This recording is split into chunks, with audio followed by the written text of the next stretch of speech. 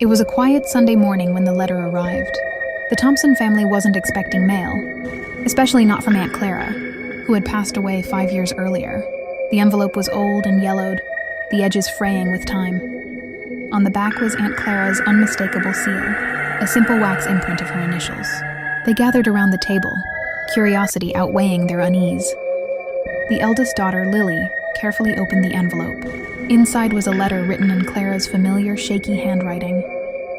The ink had smudged in places, but the final line stood out clearly. "I never left. Be careful." A chill settled over the room. As they read further, the letter described events with eerie accuracy, things that hadn't happened yet. "The clock in the living room will stop at midnight," it read.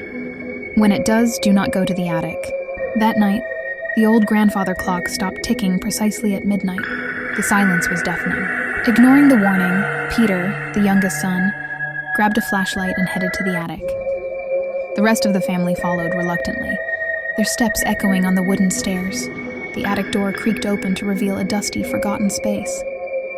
But in the corner, something new sat, a wooden chest they had never seen before. Peter approached it, ignoring his mother's pleas to leave. Inside the chest was a stack of photographs, faded, black and white images of Aunt Clara. She wasn't alone. In every photo, a shadowy figure stood just behind her, its face obscured. Then came the footsteps. Slow and deliberate, they echoed from the staircase below. The family froze. They had locked the doors and windows earlier. No one else should have been there. The sound grew louder, closer, until it stopped right outside the attic door. The air turned icy.